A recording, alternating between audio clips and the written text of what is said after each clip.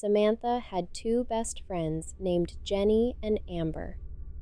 Her father was taking her on a weekend vacation, and she invited them to come along.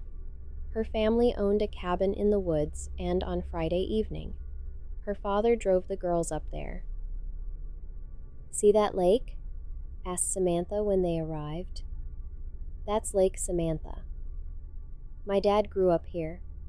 He loved it so much, he named me after it."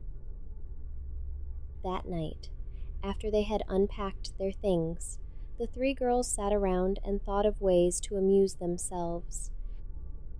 "Does anyone have any spooky stories?" asked Amber.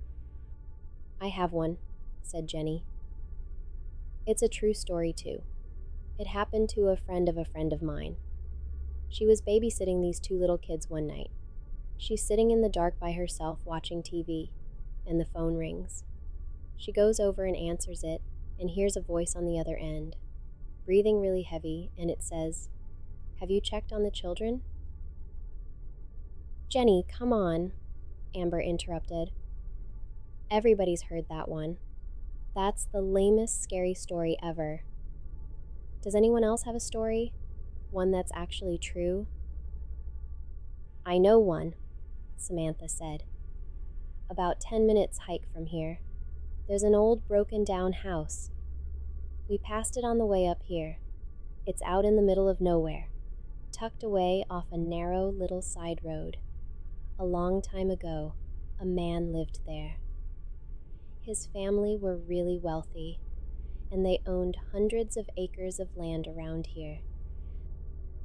This man met a simple country girl from a simple country town, and they fell in love. His family wasn't too happy about it. They didn't think the girl was good enough for him, but he ignored them. He was an independent type of guy, and he went off and built a little house on a chunk of their land, out in the middle of nowhere. He married this girl, and everything was wonderful. They had a daughter, and eventually they had a son. This is where the story starts to go bad. Their son was sick, not physically, but mentally. He was just a little off. By the time he was 9 years old, he became too much for his parents to handle, throwing temper tantrums, erratic sleeping patterns, disappearing into the woods and hiding, that kind of thing. Not knowing what to do about his son, the man turned to his family for help. His parents had the boy taken away. They sent him to a place deep in the woods. It wasn't an asylum, but it catered to people with special needs. His parents thought it was for the best. Over time, the family got used to not having him around. They gradually stopped visiting him. They functioned as if they had never even had a son, and everything went back to being wonderful again. 8 years later, the boy, who was about 16 or 17 at this time, managed to escape from the hospital. The staff did a search, but he was nowhere to be found.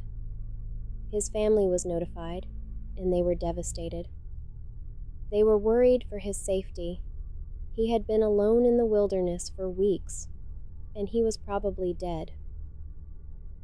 But the boy wasn't dead. One night, he found his way back home. He crept into his house and, one by one, he slaughtered his entire family.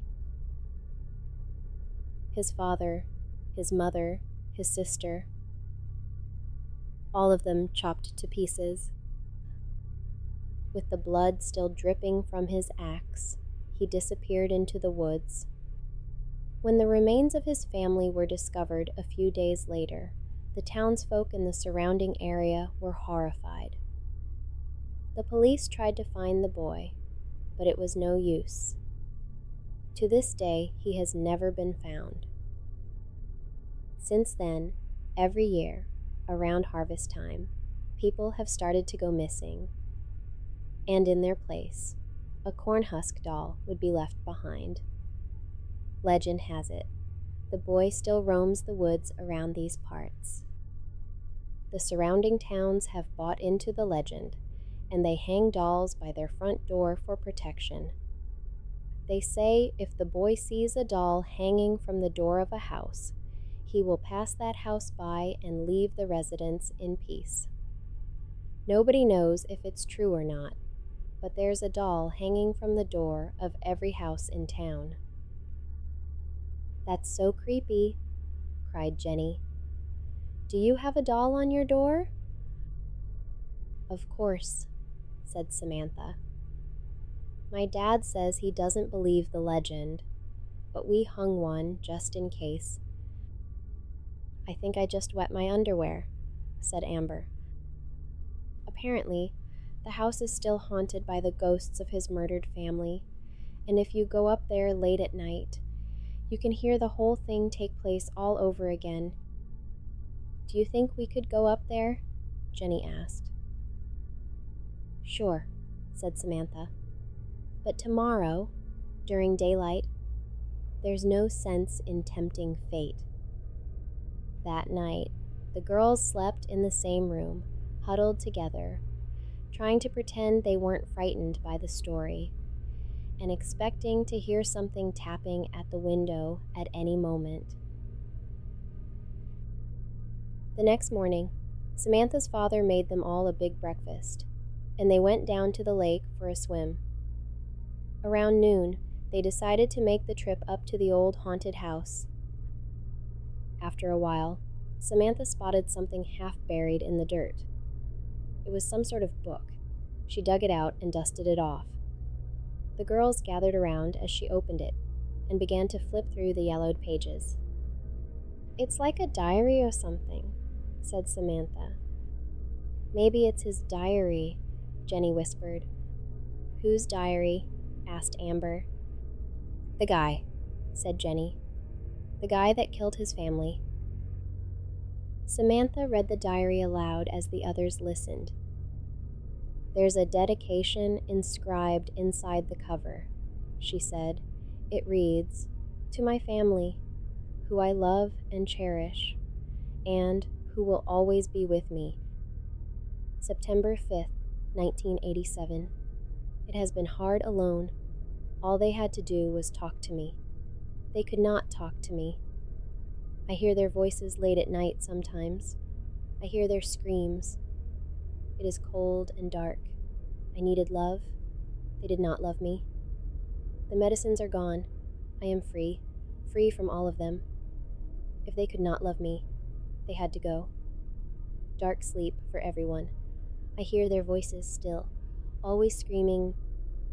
December 4th, 1987. They have stopped looking for me. It is okay for me now. I live in the forest. I chase down the animals and put them in dark sleep, just like Mom and Dad and Sis. I visit my old house at night. I listen to the voices. At least they talk to me now. October 3rd, 1995. I left the forest years ago and moved to a small town nearby. Nobody recognizes me. No one knows who I am. I hear people telling my story sometimes. It makes me laugh inside. They all fear me. I still come to the forest sometimes. I spend the nights in my old house. Mom and Dad still talk to me. They say they are very proud of me. November 2nd, 1998. Life has been good. I found a job. I bought a house. I met a girl. She is very quiet and pretty. Sometimes I bring her to the forest. She likes it. I let Mom and Dad see her. They like her. July 1st, 2000. Today is a great day. I have a baby now. I am so happy. Mom and Dad are grandparents now. My wife isn't doing so well, though. It was hard for her. She might not make it. Maybe she will go in dark sleep. I am happy now. August 13th, 2010. I am so proud of my child. She is just like me, except she is much smarter. She has no problems. She doesn't hear the voices.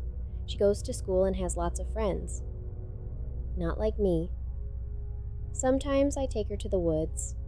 I love her so much. I named her after the lake. Samantha.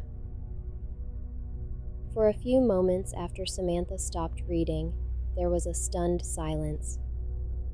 "What the heck?" cried Jenny. "Samantha, is this some sort of joke?" Amber asked nervously. "It isn't funny." This can't be true," Samantha whispered. "It couldn't possibly be." Just then, they heard the sound of twigs snapping behind them. When they turned around, they saw Samantha's father standing there. There was a strange, painful look on his face, and he was holding an axe in his hands. "You weren't supposed to find that," he muttered. "There's no other way now. Dark sleep for everyone." "No! Dad!" Samantha screamed. When Samantha's father had finished chopping up the bodies, he put the pieces in large plastic bags and buried them deep in the woods, so deep that no one would ever find them. Now they could be together forever. "I'll watch over you now," he mumbled as he patted down the earth with his shovel. "You may not understand now, but you will in time. This is the only way for us to be together. Dark sleep forever. We all stay together."